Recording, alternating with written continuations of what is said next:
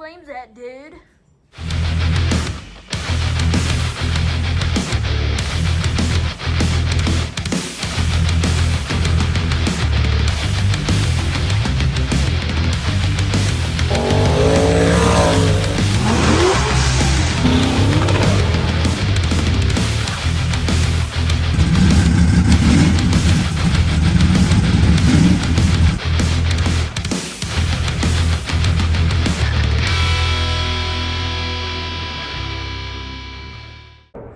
Welcome back to Street Car Chronicles. Today is day 1,436. We're cramming into just under 6 weeks.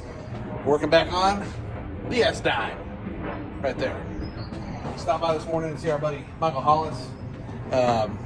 Gave him a little bit of money for a sweet rear end for this thing, and we'll show you that in a little bit. But I just want to say before this ever gets started, my friends and Jake's friends are some of the best friends on the planet. And if you don't know anything about hot rods or car stuff, I hope you at least see this before you click off the video. It's the best thing you could ever do. Yep. It's some of the best people you ever meet. Some of the longest friendships I've ever had, and they're really Dave. I mean, everybody who's Josh, everybody who's pitched in, Jacoby, and given him either a good deal on parts or hooked him up. You know, you're really helping me too, and I appreciate you, each and every one of you. And if you're watching, you know, thanks for supporting the channel, but this is a huge shout out to the close friends to me that are also close friends to him that have really stepped up and helped us out through this ordeal. Because it's not easy, it's not cheap, and I'm not made of money, and he's not made of money, and we all have to start somewhere, and this kid's getting a better start than any of us I think have ever had, so thank you for that. Anyway, stop by there, got an awesome rear end. It's going to require some Dave touch, you know, more of that hot wrenching that he does, because he's really good at that. But what we're going to be doing is working on finishing the fuel system that we started with Thomas the other day. We got a catch can for the engine, for the oil, crankcase ventilation. We're going to work on that. But the main thing today is to get transmission cooler situated, lines hooked up, and fuel line ran, and up to the front to the fuel log and up to the carburetor. So that's what we're going to do. Let's get at it, Jake. What do you say? Man of many words. So we didn't spend much time looking at this last video, so let's take a look. So we got the fuel tank. It's going to be mounted right here. Holes cut. We're going to make a drop line, boom, down to the old holly blue. Need to tighten that up. We're going to make a line from here to the filter, bam. And then we're just going to try to creep it up inside. I don't really know exactly where yet, but inside of here somewhere, or on top. I really don't want it next to the power wire, but we'll go somewhere along here, creep down the frame rail. We got some nice Dell clamps we'll use, and then I think what we're going to do is enter the frame rail here, and I got to figure out, because it gets real tight, real tight in here.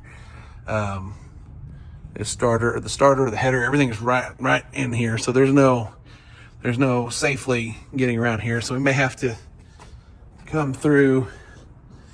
I may have to drill a hole in the frame. Still super close to the header though. I don't know, maybe we'll come through here, kick this over, we'll heat shield, and gosh, there's no room there either. Dang, S10s suck. Yeah, well, anyway, we got to figure that part of it out, because it's toy like a Toyota. Retrospect, probably should have came down this side. A little more space. Well, not a lot, but you know, a little more space. But I think we're gonna run into the same problem over here. So, and then I've got to somehow figure out how I'm gonna change the rear plug in this thing. I thought maybe from down here would be better, but obviously that's not the case. So it's right behind there. Once you get it bottomed out in here, you're gonna take this and you're gonna run this all the way down. You can do a little bit by hand, but you're gonna get to a point where you can't anymore.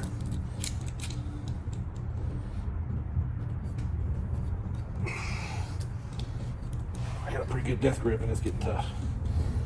So then you can bring it over here. Bye. And it sucks, it's gonna gnarl up your fitting a little bit, but get this set.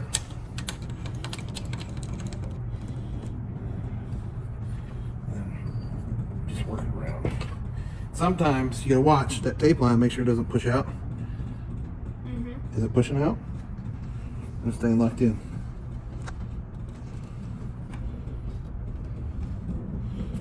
Not moving? Doesn't look like it, no. Okay. So, trick that I didn't do here that would make this a little bit easier to take a little bit of Vaseline, Yeah. stick it on the fitting, at the end of the fitting. So when it starts going, because what it's doing is that tube is going through the hose and it's pressing this outer against this sleeve. Okay.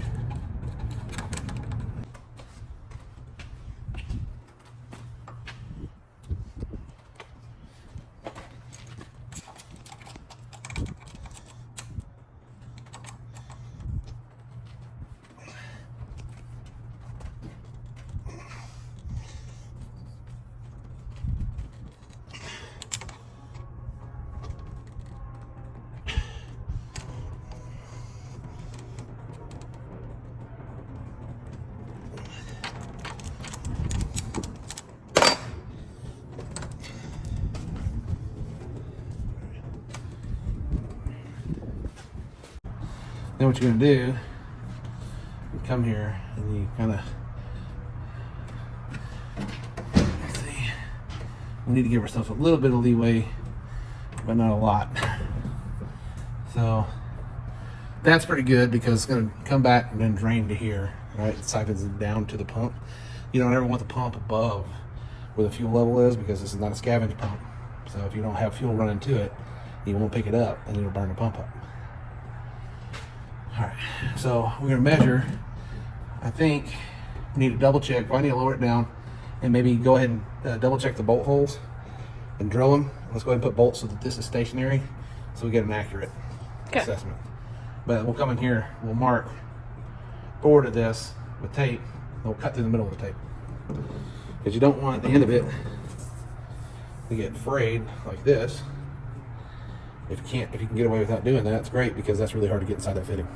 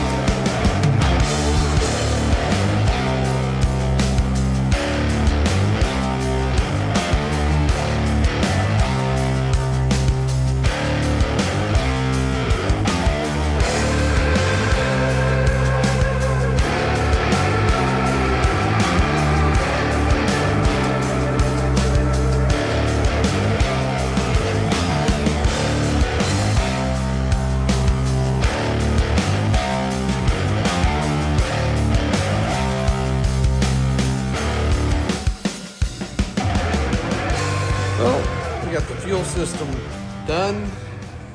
Got the training cooler mounted and in. Let's show you underneath. We already set the truck down, but fuel cell mounted. Yeah, let's see if we can see that. Looks pretty good. Man, that was a butt whoop. Making AN lines the hard way. But I feel accomplished. Put a nice DEI heat wrap on it around there. Try to keep the fuel cool as possible. I may get another piece and go in here, but definitely on this side, want to make sure it was as cool as possible and underneath the alternator. So rocking and rolling. We need to tighten up this radiator. Hey, grab that deal and tighten these bolts back up at 1/2 inch in those. And yeah, lines are on the transmission. We got a couple of pieces we got to make there. Get the converter bolts tightened up. Put this fender well back in. Mounted a catch can. Got to run. I got to figure out what fittings we're going to use, how we're going to do this. Got to run that, and yeah. Woo boy! Coming down to it. He's tired. He's tired. Me too. I'm tired too. Mark! Set! Go! Redo! Go!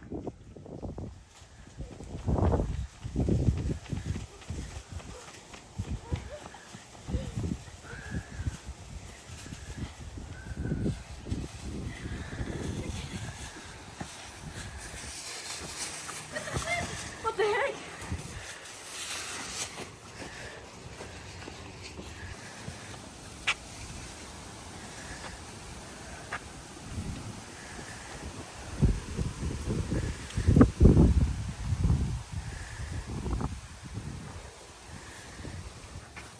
Hey.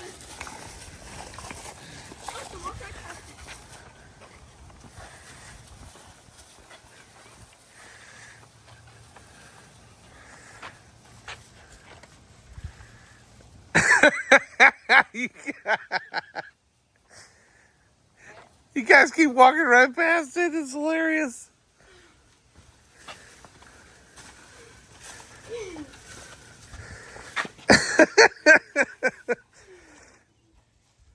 Oh, if there's a snake, it would have bit him. Oh my God, guys. Jeez.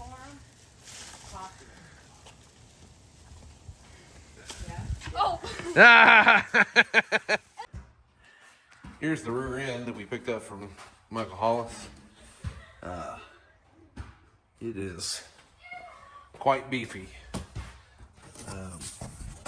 And I thought it had aerospace brakes. It's the strange brakes.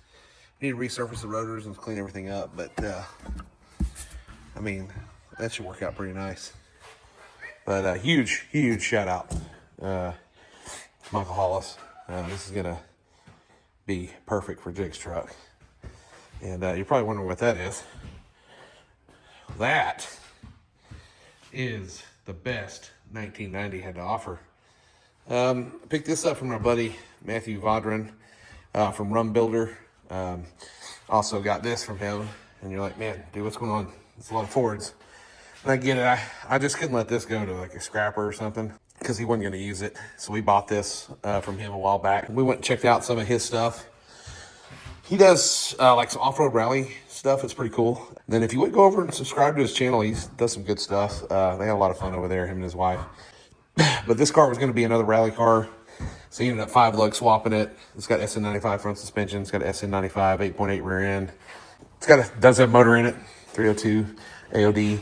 We were going to do something with it, but since Jake's truck is really kind of taken over, we ended up making a deal with Dave and trading it for some of the work that Dave's doing because, you know, Dave likes old Thunderbirds and we need wiring. So while we were there, Matthew told me, hey, if you know anybody looking for a truck, I'm going to sell this.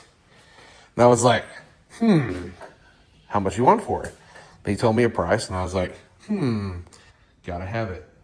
So what we thought was, I need a runaround truck, and this truck that he's leaning on, even though he's not supposed to be, is not really a runaround truck anymore. Insert this. For 4.9 liter, yeah, straight 6, 5-speed. Runs like a top. Matt spent a bunch of money on this truck. It was a farm truck. It's got brand new Hankook tires. Bam. It's got a whole brand new HVAC system in it. AC blows cold as ice. Bam. It's got new intake. It's got a bunch of new sensors. It's got a new fuel pump. It's got a radio in it. It's got fresh ceramic tint. It's got new shocks all the way around. It's got new water pump, new horns, new... The hood latches it new. I mean, look at that. It doesn't have a lot of miles on it, actually. It's a really good running truck, but it does have one little funky thing that it does. And these, if you know anything about these trucks, you know that they've got wiring problems. Big surprise, right? Anyway, intermittently shuts off. Just, when I say it shuts off, starts acting like it's not getting any spark or any fuel. And He's replaced the distributor, he's put plug wires on it, he's replaced all the sensors, he put a new intake on it. He's done everything that he could think of. Put a new computer in it. What else he put in it? I mean, a lot of stuff. A lot of stuff. He was trying to make it's the daily scooter commuter, and the more work he did to it, the worse it ran. And when I say worse, I mean it runs great until it decides it doesn't want to anymore. And I've done some research, and he did a bunch of research, and I've asked him, hey, have you tried this? Hey, have you tried that? And he's like, done it. Thought I had it fixed. It got worse. Every time he touched it, it continually got worse. So I was just messing around out here the other day, just looking at some stuff. And I was just checking out the coil and everything, and the coil's down here. And I was like, hey, what's that little wire right there? That eyelet looks a little crappy. And I touched it, and it was kind of jiggly. I was like, oh, I need to replace that. And I was like, hey, it goes down here into that harness. And I can't. I'm gonna have to remove some stuff to probably get you a better shot, but it goes down here into this harness. And right there it is. And when I moved it around, I noticed there was some tape on it right there. And I went to go hop in the truck, and it wouldn't start. It was just dead. Came over here and jiggled that wire again, and it fired right back up. So I'm wondering, you replaced the distributor in it like 3 times thinking the cam sensor was the problem. And every time you pull the distributor, you have to move that wire. And I'm wondering if that wire has been exposed, and every time he moved it, it tore the wire up even more, and that's why it got worse and worse and worse. So I don't know. I'm going to pull this stuff off of it, and I'm going to try to chase that wire back, and I'm going to go in and I'm going to splice it and see if it stops. Because if it stops, man, this thing is amazing. Like, it drives really good. You got to start it. Like, you have to, like, it'll die. You have to restart it. As soon as you restart it, it runs great. Like, it just cruises. You get the speed, start spitting and sputtering, turn the key off, turn it back on, fires right back up, and runs great. But, I mean, it's got all the luxury of an XL from 1990 when I was just a wee lad. You know, it's headliners hanging, of course. But, I mean, it runs fantastic. The AC blows cold. It shifts great. Like, in the bed, I mean, like, the wheel tubs are in really great shape. Like, the bed floor is in great shape. I've already put stuff in here. But even the tailgate, like, the tailgate's in good shape. I mean, it's just a good, solid truck. Yeah. See? Nice and tight. Got a brand new one. It's got some dents and dings, got some whiskey dents, but what I was thinking was, now that the S10's kind of going more business appropriate, this would be a great little daily driver for Jake when he starts driving. So we may do some stuff to it, like do a tractor paint job on it, fix a few of the dents, kind of maybe put a leveling kit on it, and put some wheels on it, dress up the inside a little bit, and make it a cool little daily driver. But in the meantime, it's going to be my daily driver. And he may change his mind, may not want it, but I'll keep it, because these are great trucks. I mean, you can pull with these things. They make torque for days. You're not going to get anywhere fast, but it's a great truck. So let's get in. Let's go knee deep in this thing. I mean, it can't be that bad, right? Right? Oh boy. Oh boy. Oh boy. Now I got the airbox out of the way, you can see what I'm talking about. See that little wire goes in the main harness? Not good. So I'm gonna unplug all this stuff and try to work this harness out so I can cut it open and take a gander. Jake's over here cleaning his strange brakes up. They're so strange. Yeah, we might have to just do a light surface on those bad boys. Got some heat in them right there, some hot spots.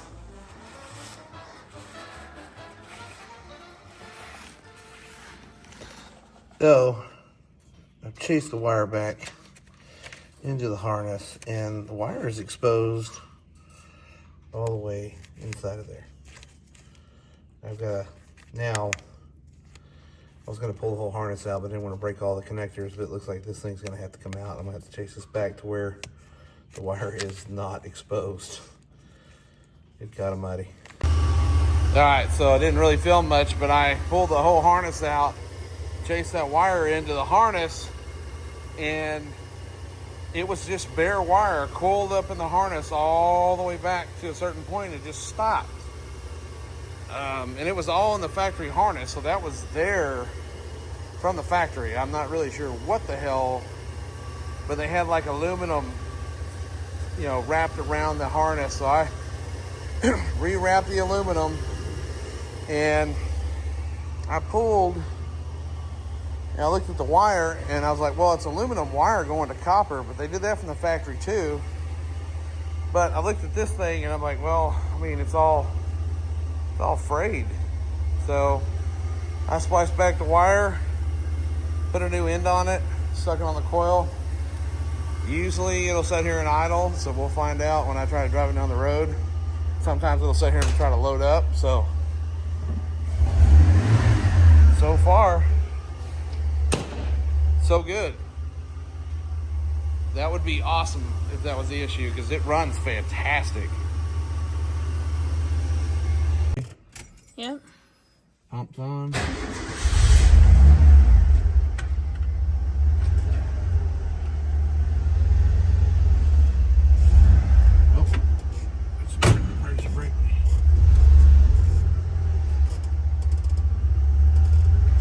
See, would have already tried to die by now. Maybe, just maybe. Spider webs already growing.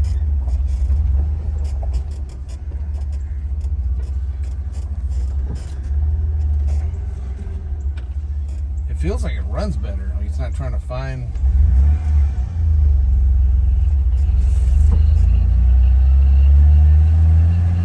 It does feel like it's running better. We need to check the hydraulic fluid in the clutch. Didn't try to die right there. Usually Usually it has the a hard second, time finding idle. On the 1-2 it usually tries too. Yep. Ugh. Yeah, we need a second gear. Get that clutch pumped up.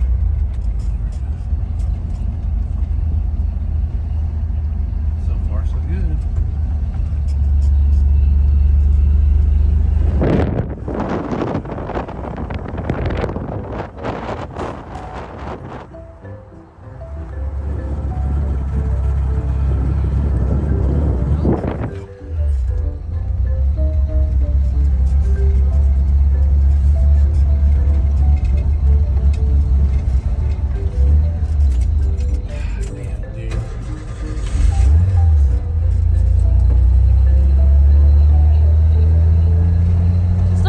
Better though.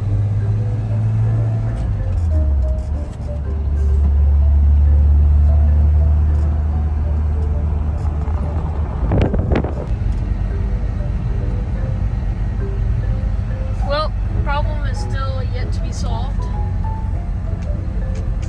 Yeah. Thought I was onto something. But hey, you don't know until you know. Yep. Now we can eliminate that as a problem. Yep. See, it just starts doing it right there. I don't know what the deal is there. Fire right back up and it goes.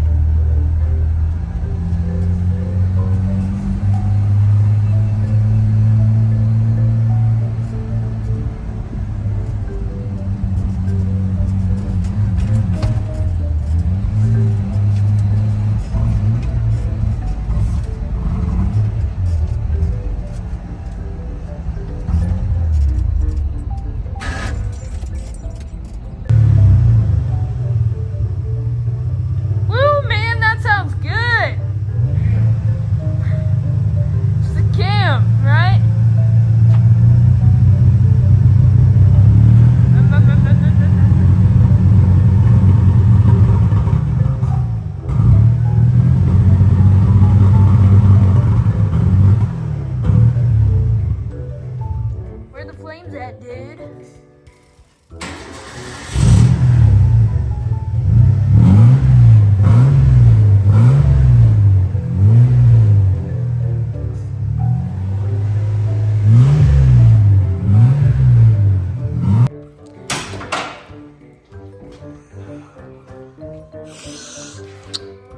It smells good. It smells good. Guess I'll keep chasing wires. Yeah.